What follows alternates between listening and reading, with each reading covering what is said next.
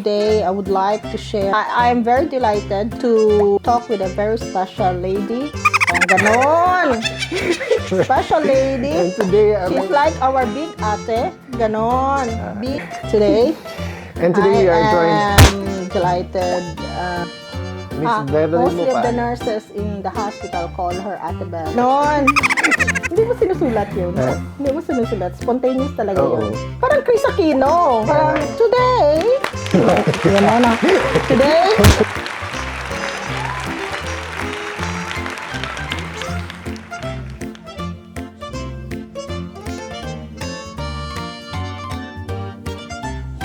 And today we have a special guest, our big sister in Limerick, Ireland, Bevelyn Mupada, and we call her AKA Ate Bevs. And she's here today to share her story, her nursing journey here in Ireland. She's been here for 16 years already, so we're gonna talk about her journey from the start, her struggles, her successes, and her story being an OFW here in Ireland. So if you guys are interested in coming to Ireland to work as a nurse, you might want to watch this video, you know, to know her story and for to give you motivation and inspiration, and as well as the pros and cons of living here in the Republic of Ireland. I first came here in 2006. It's May 6, 2006. When I was in Jordan, there was kind of the hype of going to European and Australian and UK before. Those NMC thing are kind of like very hot potatoes in our ears during my time. Like, you know, back in 2003 and 2005. Like people, Europe, UK, and Ireland, they opened their doors for nurses. I have to make a way. How can I bring my family with me the next time I'm going abroad? The thought of your leaving a child as early as 2 years old is one of the hardest thing that I had ever done in my life. This is what we call tough love. Like, you know, like you have to do a little bit of sacrifice to get the end goal of it. Like, you know, if I didn't go to Jordan, I would not take the IELTS sa British Council. I won't go up and study at 2 o'clock in the morning when the hostel are all silent because my co-nurses are all in bed. So for me to study well is to get up at 2 o'clock. It's a little sacrifice. And then on my off days, I have to go to the library, hospital library, and study. And then at work, I'm trying to talk all those doctors that had training in UK and they talk better English. So I go and talk English with them. So when I first came from airport, I was like, oh my God, this is Europe. Like, you know, I could see houses along the way. Like, and when we first came, it's totally different from your adaptation, we call it, how you did with the RCSI. So when we first came, we are straight away working visa. Have to make sure that like your preceptor is happy about your performance. They want to see if you know how to answer the phones. The phones talaga. Phone, so, mga phone. Titingnan nila kung mag-answer ka. Hello, 4B. Tapos, titingnan nila, oo, kung hindi ka marunong mag-answer, ihulog ka nila. Kasi, meaning, hindi ka pwedeng mag-communicate. Wait lang. Pero may IELTS na nun, diba? Oo, may IELTS na nun. They want to see if you are a team player. If you are helpful enough to finish. If your area has been done, you have to go to the other and say like, you know, do you need help? Do you want me to do this for you? They want you to do that. They want to see your skills, like, you know, they want to see if you like, you know, you go along with other nurses and you can escalate problem or, you know, communicate, like, you know. You know, we have our own individual preferences and no differences. So me, as I'm very easygoing person, I can deal with everybody else. The pros of staying in Ireland is it's a very laid back country. Number two, I may say it's a very family oriented country as well. Family friendly, and like, you know, by the time when we came into Ireland, there are loads of other non-Irish people already staying. So they're more open. Diversity of mixed culture. At the same time, gusto ko rin dito is very green, healthy. nature. Fresh yung air. Fresh ang air. Sa akin, napaka-laid back siya. Parang I don't need to be running and go to the metros all the time. Like, you know, I have... No stress. Yeah, stress. Less stress. Like now, I'm living in the countryside. It's very silent. Like, maluya ba sa Bisaya? Ay, Yung maluya. parang maluya, parang... Wala nangyayari. Oo, parang very slow. Slow Living. Ganon. Parang ganon lang. Ang di ko lang di nagustuhan ay medyo naman mahal ang cost of living. Okay din naman siya. It's masyadong expensive nang pumunta ako dito. Kasi Celtic Tiger pa that time. Tsaka, di pa masyadong mataas ang rent, hindi pa masyado. Pero as the years go by, syempre, mataas-taas na rin siya.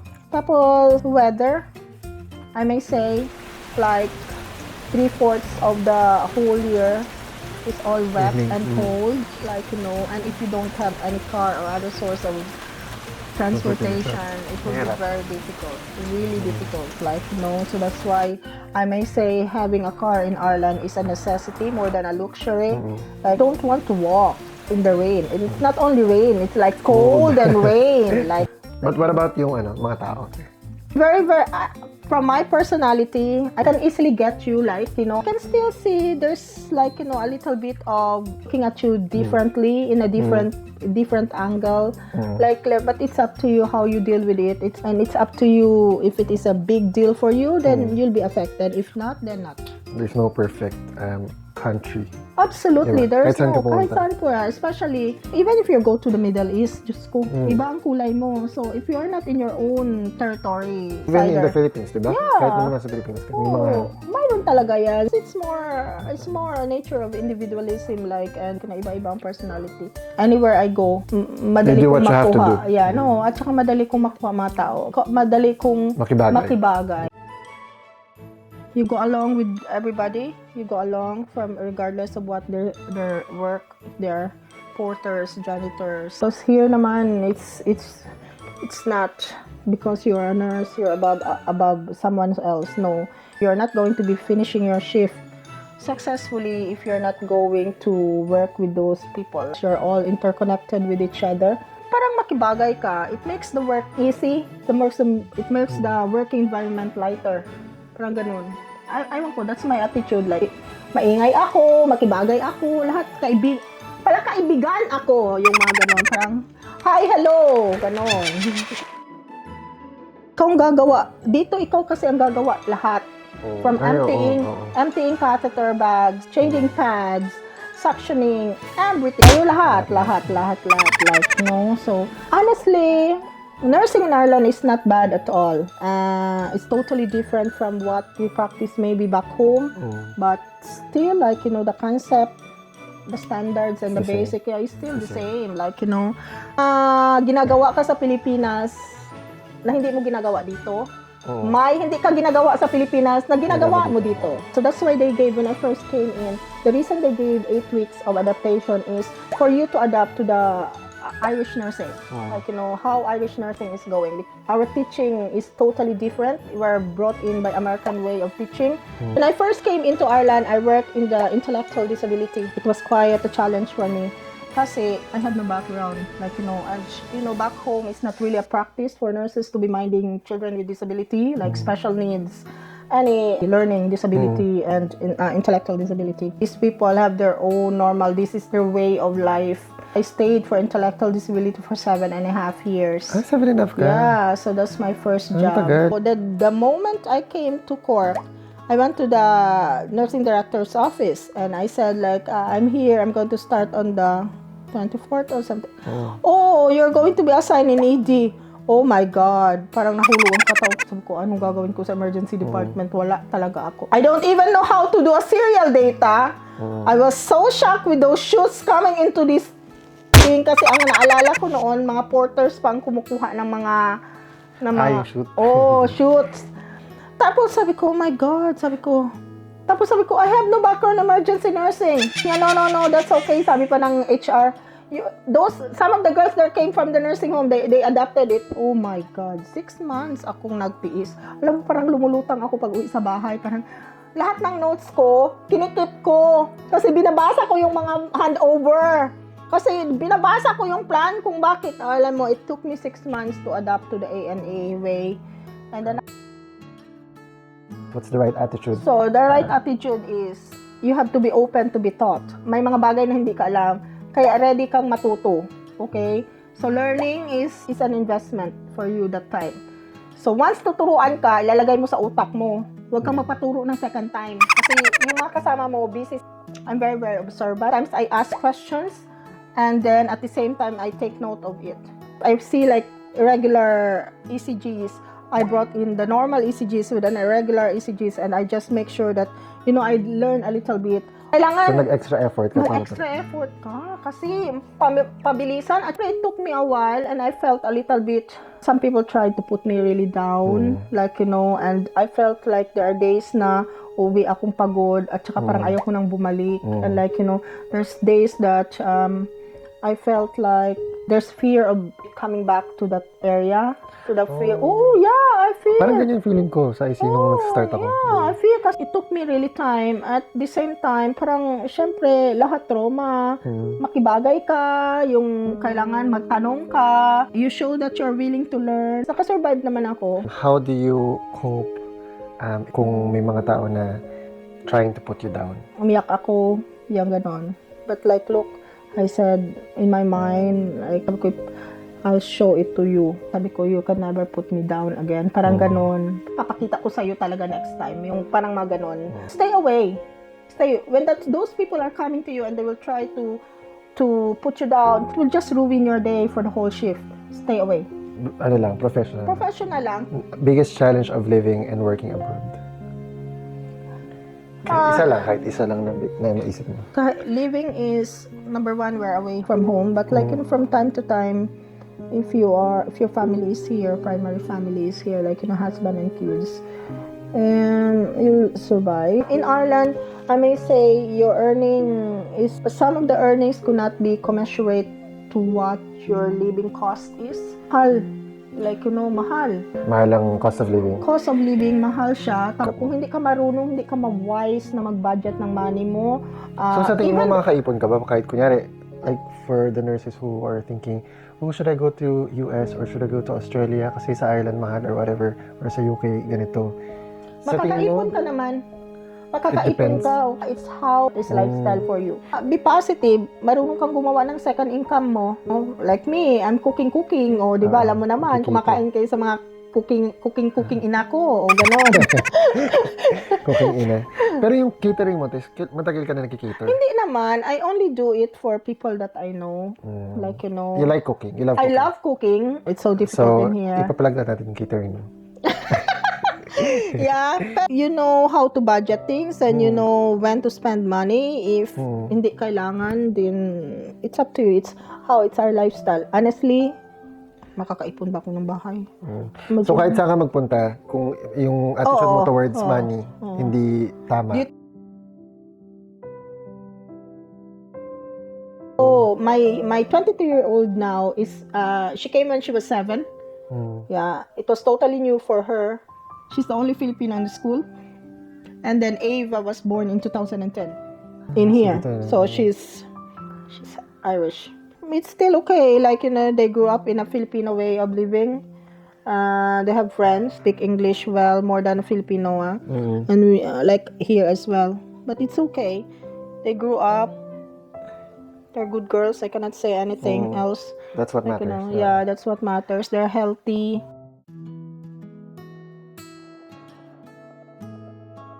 Bang meron kang masters o postgrad, what can you say about it? If you are free to submit your names for continuing education, like doing your postgrad, any postgrad of your interest, or what is your area or your unit is related to. Like, I did postgrad in gerontological nursing because I felt there's loads of older people in the emergency department that needs the care not only in emergency situation. Like, we have to understand the totality of how the care of an older person is in the A&E. It's hard, it's difficult, schoolwork, home, and career at the same time within a year. It's a little drastic in the part, but at the end of the year, you're really like, you get all the advantage of it. At the same time, the HS is going to pay for you if it is funded, like, so. And it's expensive. Expensive. It's 7,000, like, so. It's 14,000 for non-Euro, 14,000 euros for non-EUs. Yeah. It will open lots of opportunities. Oh yeah, absolutely. It will open, and you are more confident to go for interviews. You're more confident to go out and like do specialist care, like, CNS or ANPs, like specialist care. It's a clinical enhancement, leadership and management thing, like. So definitely, that's one thing na kailangan mo. Yeah, if you want to go, like, study, but if you felt like you don't like to be studying anymore and burning your eyes at 2 o'clock, 3 o'clock in the morning, not doing homework, like, it's really demanding for me. Because lahat naman, tayo naman mga Pilipino, napapasa naman natin lahat. Unless wala ka talagang interest gawin ang assignment mo, hindi ka magsasubmit hanggang mababagsak ka talaga dahil sa late submission. Pero naman, tayo naman, we're very trained to do assignments back home. Dito lang, it's more modular. You have to look for your own assignments. And like, internet is there, Google is there. For our times, we even go to the library when we finish, like, But now, it's all, ebooks are all there. So, it's more easy information, I may say, to get assignments. It's just like time management is the best. It is an accomplishment on your part when you finish some continuing education. Like, for me, I'm so proud of myself.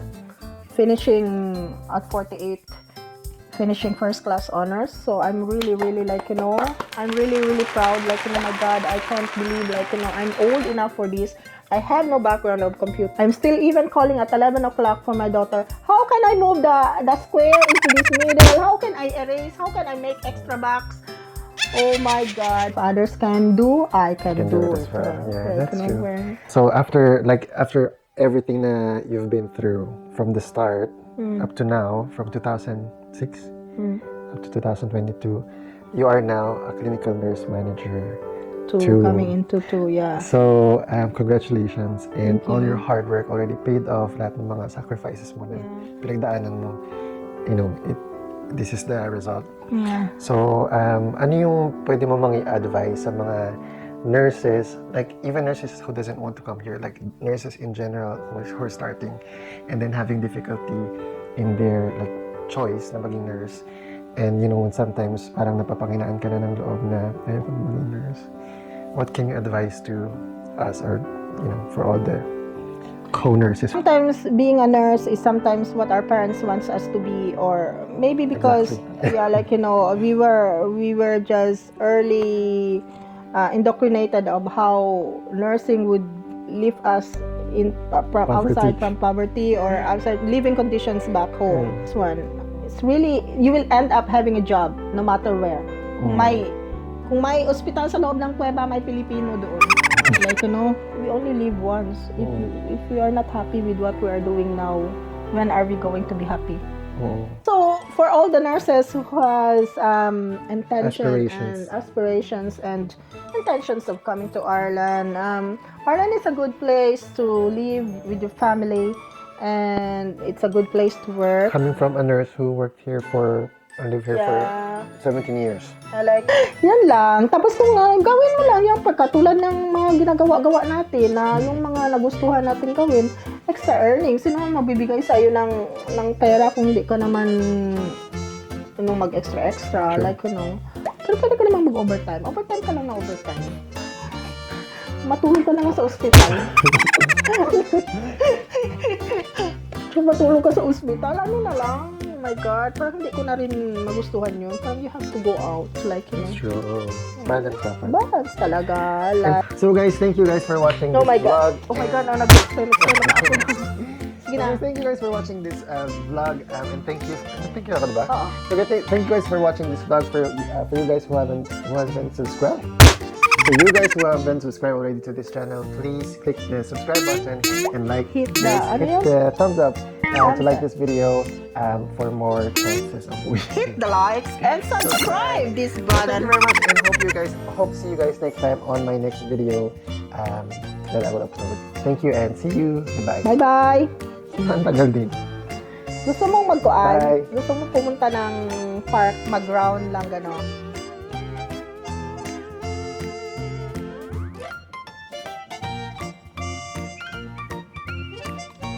Kasi ano, Tawa ba talaga ng tawa?